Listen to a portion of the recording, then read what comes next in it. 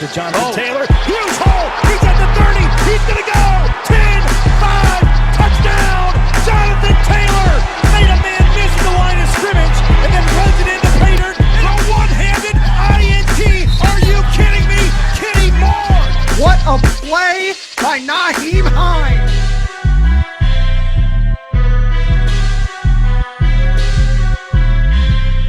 Horseshoe is back, baby. The horseshoe is back. Hey, what's up, guys? Real quick video here because the Colts have been rumored with this guy. I just thought I would address it in the video, kind of give my thoughts on wide receiver Golden Tate. Now, Tate was on Sirius XM radio the other day and was kind of asked about his next destination. And, you know, he listed a couple different teams. Some teams included Tennessee, included the LA Rams, also included the Indianapolis Colts with Carson Wentz. If you remember, Tate got traded to the Eagles in the middle of the 2018 season, and he played with Carson Wentz for that season. So he has a little bit of a connection there. He thought, oh, yeah, my preferred destination would be with Carson Wentz, reunited with him. And so that's just Tate's preferences. It kind of begs the question now, and I wanted to do it from a Colts perspective. Does potentially signing Golden Tate make any sense? And so I kind of want to look first at the Colts wide receiver room right now.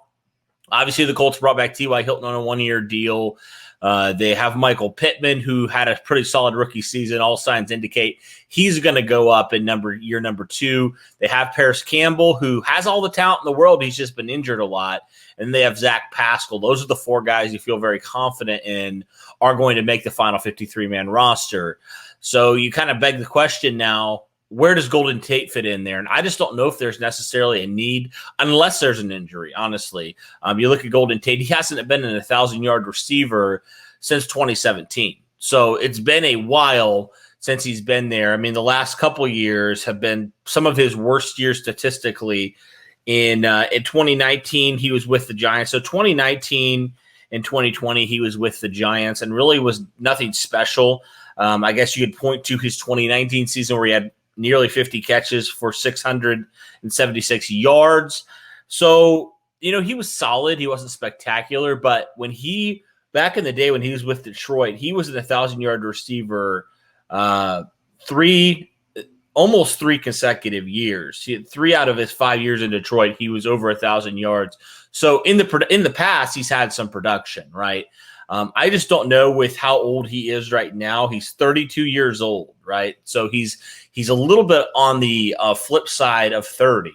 So that's also a little bit of a concern. And, you know, the production's gone down. You can point to just the quarterback play as potential for that. But for me, I think the biggest need for the Colts wide receivers is just that number 1 receiver. At this point in his career, I don't think Golden Tate can be that for Indianapolis. I mean, it could be a nice depth signing, but would that indicate that maybe you're not as confident as you've said or you've spoken before in a Paris Campbell or a Zach Pascal? What does this mean for these wide receivers?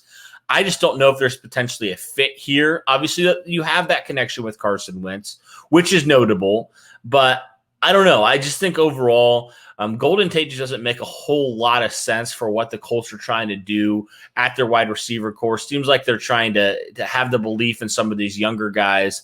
Adding another veteran in there, does that stunt maybe the growth of one of these younger guys? I don't know. Obviously, the Colts are going to do some homework on this guy if they are interested at all, and they're going to figure out, does he make our team better? If they feel like he does, they're going to pull the trigger. I personally just don't know how much he does move the needle if you do sign a guy like Golden Tate. And what at best, what is he? The number 4, number 5 wide receiver at this point. So I just don't know if there's necessarily a need. I just don't know if he's going to see a field a ton, honestly, if he's with Indianapolis. So that's kind of my thoughts on Golden Tate. Just very, very small, very, very short thoughts here. But I wanted to kind of get it out and kind of talk to you guys about my opinion from a Colts fan's perspective.